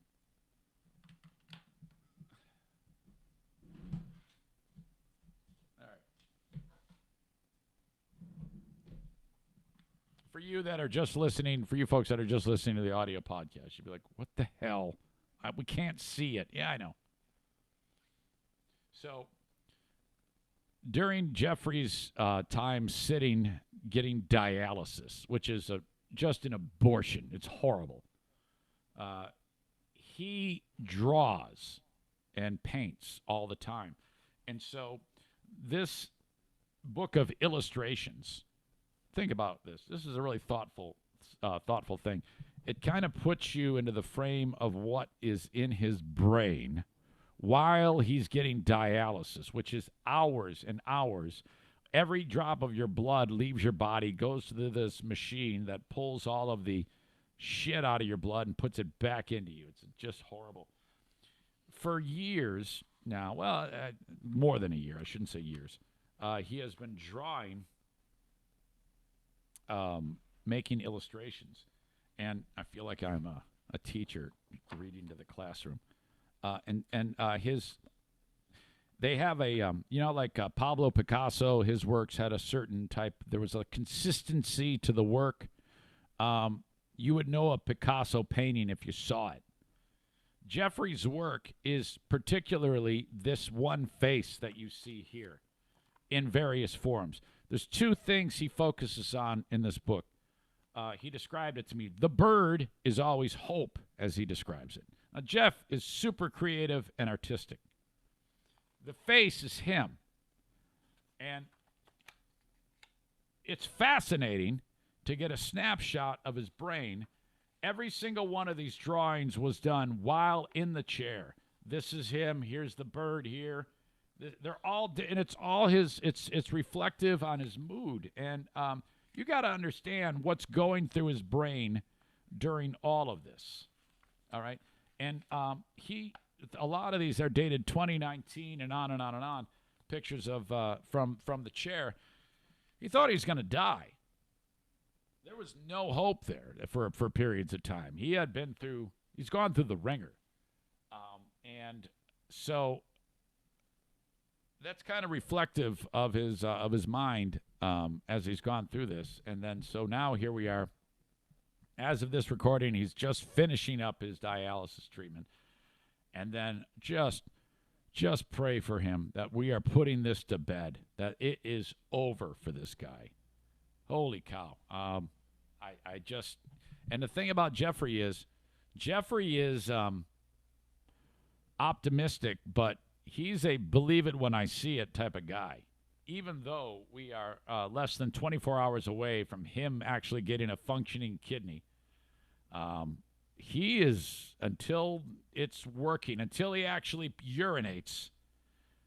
When he pees the first time, I think there's going to be more tears going in the toilet than there will be pee, frankly, considering. And then here's the thing with Jeffrey. He's described it to me as being hurt like this. He hasn't been able to do his livelihood, do his passion, do what he does for a living. Imagine if, like, I suddenly didn't have my voice. I would be so lost without being able to do what I do. And Jeffrey is super creative. And for him to not be able to fully do what he does to make a living, my God, I cannot even imagine that. But so here we are. All right, I want to update you on the monolith. You remember it, and again, I hate saying it because it's not a monolith. A monolith means one, monolith, stone. This stupid thing in the Utah desert is not made of stone. It's made of metal. And sure enough, somebody decided to do a little bit of homework and figured out where the damn thing was. The people that are with the park organization were like, "Oh no, man, we gotta make sure that we keep this on the down low. We don't want anybody finding out about this because then that will mean that people will be making a trek to there, okay, and trying to find out where this thing is. Well, it's gone, and BLM, not Black Lives Matter, are saying we have no idea what the hell happened to it. The thing suddenly disappeared. So check this out. Good evening, and thanks for joining us for 2 News at 10. Poof, it's gone. The monolith in southern Utah that mysteriously appeared is no longer in a remote location near Moab. Kelly Vaughn is on our top story tonight. And Kelly, now the monolith's removal may be just as strange as its appearance. That's right, Brian. So this mystery, it started last week when the Department of Public Safety spotted the monolith in that remote part of southeastern Utah. Now, by the way, people figured it out by they looked on Google Earth, and you can see it from Google Earth. And so they scanned a spot by spot, and then they found it, and then they pinpointed the coordinates, and then these sons of bitches, hey, let's go see it. Now, I don't really believe that it was put there by aliens.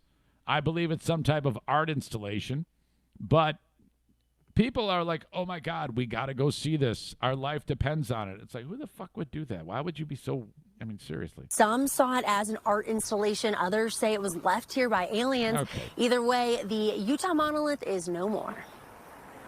Without further ado, let's hike to the Utah monolith. Ricardo Marino and his girlfriend, Sierra Van Meter, were traveling from Colorado to California and decided to make Yeah, we drove all the way here in our Subaru just to see this. a stop along the way. This one was just a once-in-a-lifetime experience that we couldn't miss out. He says he was familiar Once in a lifetime experience. The only reason why it's a once in a lifetime experience is because the news told you it was a once in a lifetime experience.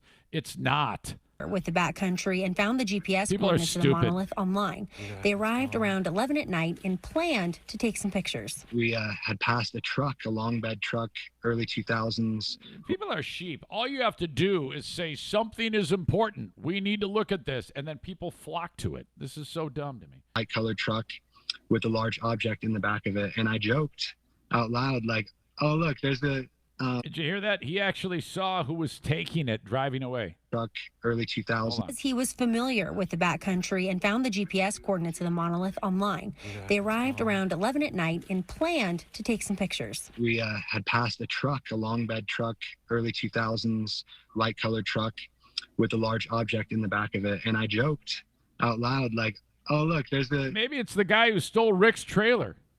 there's the Utah monolith right there. And when they arrived at the spot, instead, they found a message saying bye. You can literally see They should have taken a dump right there with a sign that says, "This is what you will now worship." fresh tracks. They ended up making their own version of a monolith photo and have their theories about what happened to it. It was, people who didn't want it there. They didn't want people entering the desert. It's obviously causing a lot of attractions. Yes. Marino says he's gotten some pushback from his visit because many Yeah, you see, here's the problem. When you go on this pristine land and you fuck it all up, you fuck it all up. If you think about it, even just walking into that area, all of your footprints and stuff, it's doing damage to the land. Well, magnify that times 1 million, because that's what's going to happen. Everybody's going to go see the thing. And I mean, people drop their shit everywhere. Nobody gives a shit about anything. Nobody takes care of anything. Basically, people are going to ruin it. And they were well on the way to doing that. So I'm glad they got rid of this stupid thing. are very protective of the land. Now, the Bureau of Land Management put out a statement saying it wasn't them who removed what they call the illegally installed structure, and they say they don't know who took it. They say that the monolith, it was on private property, so they have no plans on investigating what did happen to it. Reporting live from downtown Salt Lake City, Kelly Vaughn, 4 News. And now, another one has turned up. Some jackass put up another monolith very similar to the first one we saw in, of all places, Julius Zalagi country of Romania. A metal monolith has now appeared at a scenic spot in northern Romania over the weekend after a similar structure was discovered and then disappeared in the Utah desert. So there you go. More monolith mania. This is just dumb. My God.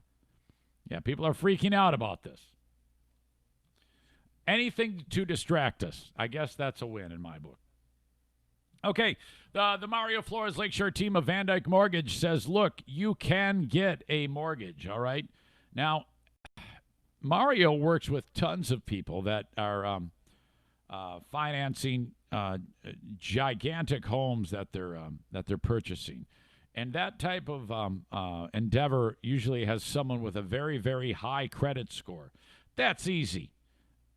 Any person who does mortgages can do that, and they do, and they probably do a great job. Mario does that as well, but not all people who do mortgages want to engage someone who's a first timer, and the reason why is because, well, they don't make nearly as much money, but that isn't why Mario is in this game. He's in this game knowing that if he works very hard for you in getting your first mortgage, you could then want your second mortgage from him, and then your third mortgage from him, and then you're going to go and talk about your great experiences working with Mario. That's it. I love that. That's what you get when you sign up with the Mario Flores Lakeshore team of Van Dyke Mortgage. Mario and his staff will make sure that everything is taken care of for you, and they want to show what they can do.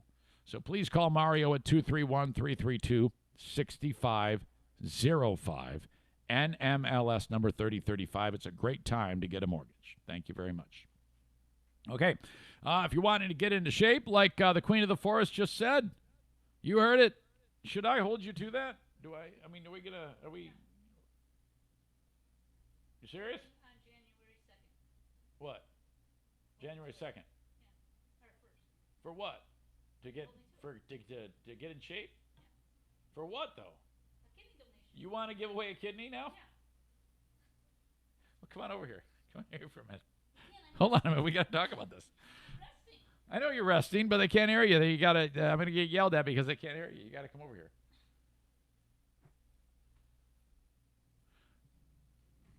Oh, she just fell down. Did you hear that? She just fell. Aw. You okay? Wait. She's raging. She just fell. Honey, are you okay? Come on up.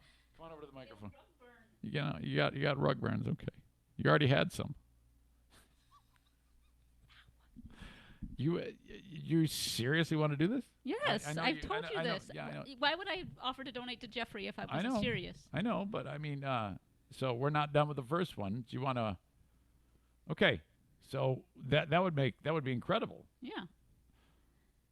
Wow. All right. Well, We are called yeah. What is to the walk humbly with God. I don't know the whole rest. something That's about my favorite song. to help one another? Yeah. That's part of it. Yep. It's really nice helping people. It is. Is it weird that we might help people and at the same time make fun of people like Jackie who sound like Mrs. Doubtfire? I wasn't really making fun of her. No, That it was wasn't just- really. It was It was just. just being jolly and fun.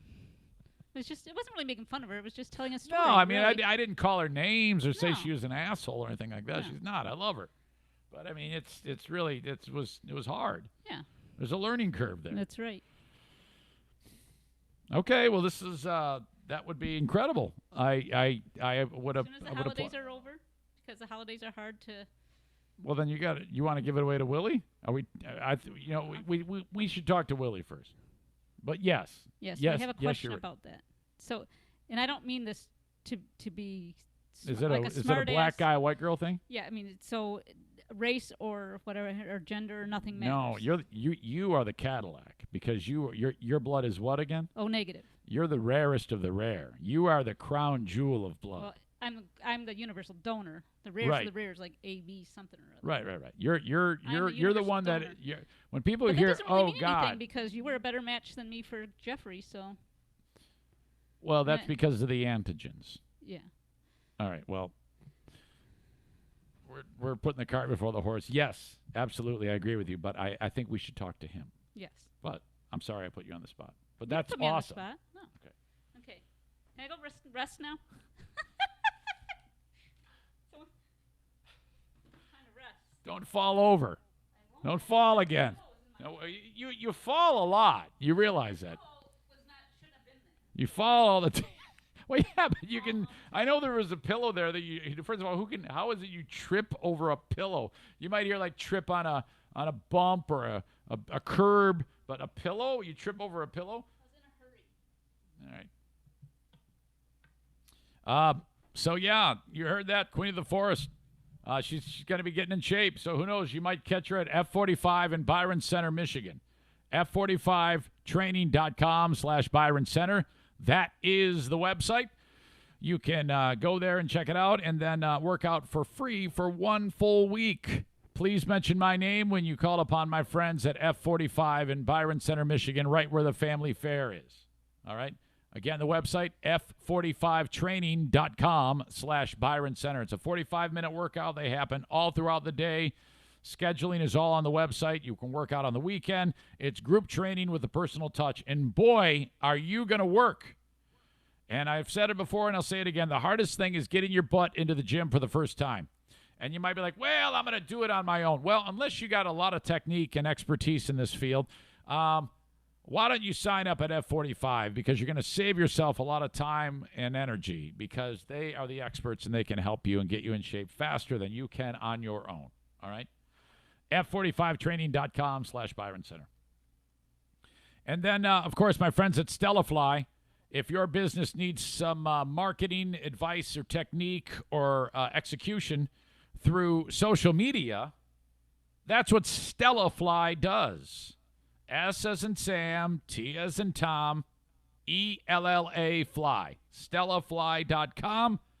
Reach out to them about how you can market your business through social media with their little tricks and nuances and techniques that can make that happen for you. Call upon StellaFly.com and reach out to them through their website. Okay, this jackass, my God, this is just very disturbing to me.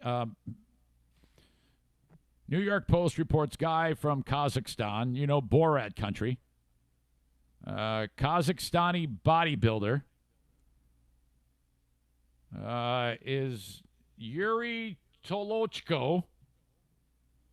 In this picture that you can't see, is seen planting a gentle kiss on Margot. The two just got married. Yuri Tolochko, the Kazakhstani bodybuilder, who is, seriously, the dude makes Jason Momoa look like he's a total wimp. This guy is absolutely jacked. And his new wife is a sex doll. Yeah. It's not real. She's a sex doll. So she got all dressed up. He got her all dressed up. He put on a black tuxedo, and he's got her clutching it's one of these dolls that looks quite real. I think these are a pricey thing they've made. Gone are the days when you just get a $3 blow-up doll. It looks like a real chick. I think this guy spent a lot of money on this. According to the story, the couple shared a romantic dance in front of dozens of guests who attended the traditional ceremony. How can you call it a traditional ceremony? The guy's holding a fucking fuck toy, and everybody's like, oh, how could you not crack up? The thing is, if you sit there and start to laugh, this guy will probably beat the shit out of you. He's as big as a house. Oh, my God. The fact that he would actually invite people to this ceremony, this wedding, how could you? Would you? Yeah, actually, I would go just because I'd want to be part of it, of the spectacle of it. It's what a shit show this is. Oh man. All right, it's happened. To be continued. Yuri, the bodybuilder, said. He wrote after slipping a ring onto his bride's finger. Ugh. I've never, I don't know anything about sex dolls in any way, shape, or form, but, there's even a picture of these two naked in a bathtub. Yeah, these two are nude in a bathtub. So, on the wedding night, after all the guests go home, and he carries the bride to the room, and then he no doubt has sex with the bride, and then, the fact that he has to go and then scoop out her snatch to clean it out. What do you? That just sounds like a hideous existence. Oh God. The ball. Yeah, there's definitely something wrong with him. The bald, blue-eyed hunk who describes himself as a sexy maniac. They got engaged in December of 19, so like a year ago, I guess. Images shared on social media illustrate the couple's romantic lifestyle, including sunny vacations and bubble baths, captioned with hashtags of true love, yada, yada, and one point of them working out together. And one post of them working out together. Wait a minute, they're working out together? What is it? Is it like is he bench pressing her or lifting her over his head? I'll give him this. In this one image of the two in bed, it looks like a real chick. I mean, it's actually, she's got a great body for a sex toy. Very, very much lifelike. Yeah, they're working out together. Is that her boob? Right here? Yeah. This is the two. And then this is them, like, laying in bed here. There's, like, a better image of it. See how real that looks? And it looks like she has, like almost like pink hair, it looks like. He's got issues. Yeah, this is a mess. A part of me is thinking that this could be fake. I mean, because when you see it posted on like the New York Post, that sometimes could be a little dicey. But who knows?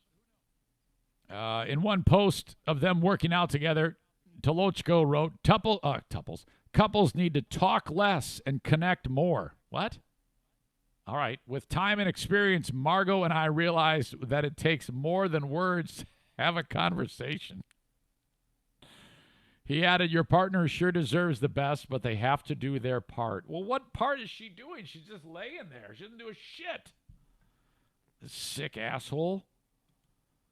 He told the Daily Star that the wedding was delayed again after he was attacked during a transgender rally in the Kazakh city of Almaty on October 31. He suffered a concussion and a broken nose. He dressed up as a woman for the event. Oh, this guy's full of all sorts of surprises. He's dressing up as a chick, too.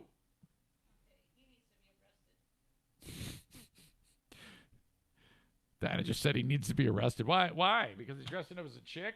If your daughter heard you say that, she'd kick your ass. No, I think he's a pervert. Diana just said he's a pervert. Tolochko, who identifies as pansexual. Now, I don't know what that is. I've heard that term. Have you ever heard of pansexual? Yes. Just not that long ago, though. I think it's like a neutral thing, isn't it? I don't know what the fuck it is. You don't identify as anything? Yeah, that's weird to me.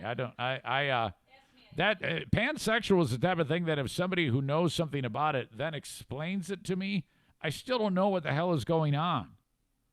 It's so far over my pay grade that it doesn't really compute in my brain, you know? It's like trying to explain like a smartphone to like a 90-year-old guy is what it is. Yeah. You know?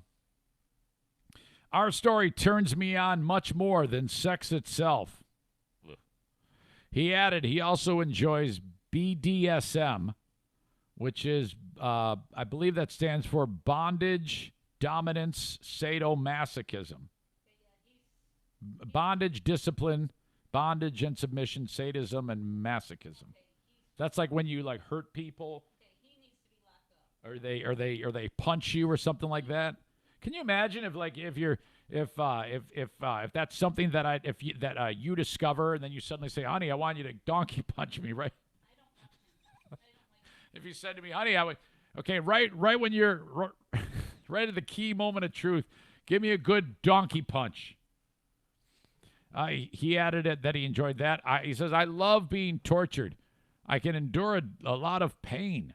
I love to dominate too. God.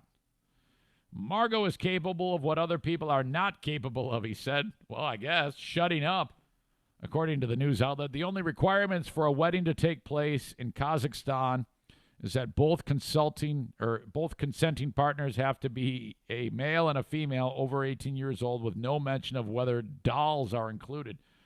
Yeah, as far as I know, Kazakhstan isn't the most progressive country in the world. This guy will probably wind up dead before he knows it because of the way they are there. But, man, that is messy. Okay. I'm sure not into having sex with a doll is Joe Martinez from A&E Heating and Cooling. You know, he showed up last week. I don't think you were there, though. Did you know that? You missed out on Joe Martinez at the household. Sexy, handsome Joe Martinez was there. He had to give me the tune-up for the furnace. That's what we paid for. You should get that too. Joe Martinez, 616-516-8579. Call him right now. And he's working right now, and say this. Tu madre es una puta. Drop Tu Madre es una puta on him, and he'll say, oh, you must be a Zane Show listener. If you want to get your furnace serviced at least once a year, make sure that thing is tuned up, good to go. It's $79. That's how much it costs you to get that thing tuned up. You should have it done each and every year. If you do need a new full install, I want you to call Joe, okay? You got a guy. You can trust him. He used to work for a big, giant company, and he said, fuck this. I can save people a ton of money, and it's going to be awesome, and I can do an even better job. 616-516-8579. He utilizes the Comfort Maker brand of furnaces and air conditioners. All right. While I'm at it, Bennett Flooring Installation, online at bennettflooringinstallation.com. Awesome group of people over there. Jacob and his cousin Jason want to install the flooring for you. I have a feeling that the Queen of the Forest is up to her old tricks about getting the basement done at the Eric Zane Show podcast household. That is going to happen. The only thing that's keeping that from happening is Eric painting. And then Diana's like, well, we should have Jim paint it, our son. I'm like, no, I want to do it myself. Reach out to Ben. She says you're not. I got to clean the cat pee off the walls still. From when the cat had that, because you and Madison refused to clean the cat box. Remember that? So that's what, do you have any comment on that? No, none? All right, so if your wife is trashing your house by not cleaning the cat box and you need new flooring, I want you to call up Bennett Flooring Installation, 616-318-0167, okay? We're at a plan to get rid of all carpeting in the house.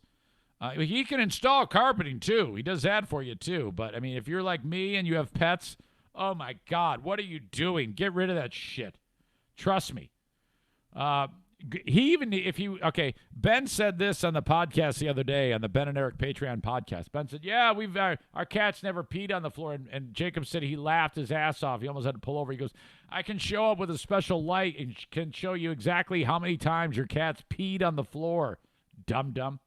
Anyway, I completely digress. Call upon Bennett Flooring Installation to get the flooring installed, okay? You can buy it yourself if you want, and then he's just going to go over to your house. He's going to measure and say, all right, I got my measurements. I'm going to send you an estimate of how much it's going to cost to install what you already bought. Okay, great. And then that's it. That's how you do it, and then it's expertly done, professional. I've had them work on a room in my house, and they'll be working on my basement as well. You should have them work on your home. In and around West Michigan, okay? Free estimate, free measure. 616-318-0167. BennettFlooringInstallation.com. Okay. Let's see.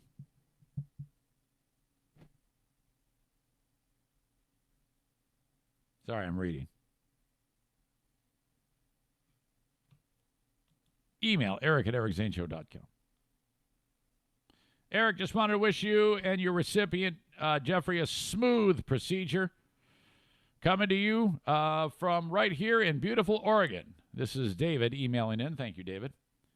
Hoping and praying for a speedy recovery. Speaking of Oregon, I just heard your story from the podcast about the Denver mayor traveling for the holiday, and thought you might like to hear that our dumbass Governor Brown, that has us on lockdown, spent Thanksgiving barking orders at us from Hawaii. Oh, my gosh.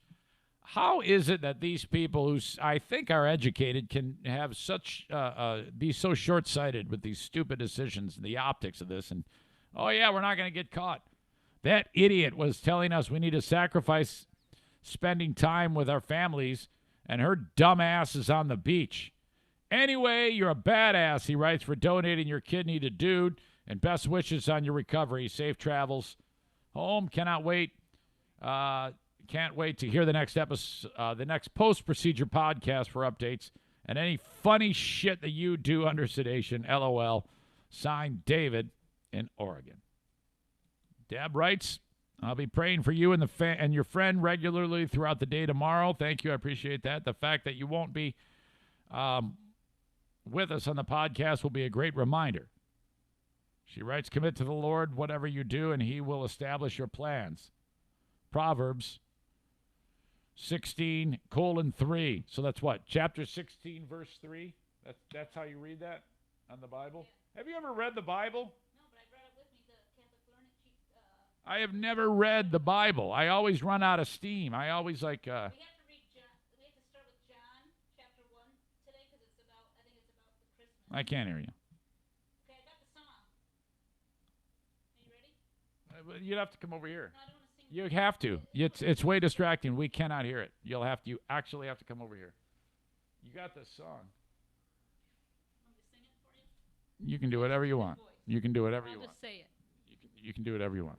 Here's the song that reminds me of what you're You doing. got to look at the microphone though. Okay. So bring the phone. That what you're doing right there is how it always has to be. We are called to act with justice. We are called to love tenderly. We are called to serve one another, to walk humbly with God. Come, open your heart, show your mercy to all those in fear. We are called to be hope for the hopeless, so all hatred and blindness will be no more. Sing a new song. Sing of that great day when all will when all will be one. God will reign and will walk with each other as sisters and brothers, united in love. I love that song so much. I'm so glad that you shared that. Reminds me of you. Oh, my God. You too? Holy crap. What a thing. Okay. I think that's it, man. I think that's where we're going to leave this thing. I am going to do the Patreon for you, and then that's it. No more. You're on camera right now. Get a snack. I'll get you a snack. Okay, folks, thank you so much. Stay here for updates. You know, it's one way or another, you'll find out what's up. I'll give you the time of when the procedure is. And anything else. Stay close. I'll talk to you folks on Patreon. If you want more, sign up, patreon.com/Eric Zane. That quite literally keeps the dogs fed and the lights on. You know, I give you my all on all these podcasts, so I thank you so much. You fuel monetarily the Patreon. The sponsors fuel the free one with their advertising, so please support them. Okay, thanks again. We'll talk to you down the road. Officially, I'll talk to you Monday. All right, folks, have a good one. Thanks again. Bye-bye.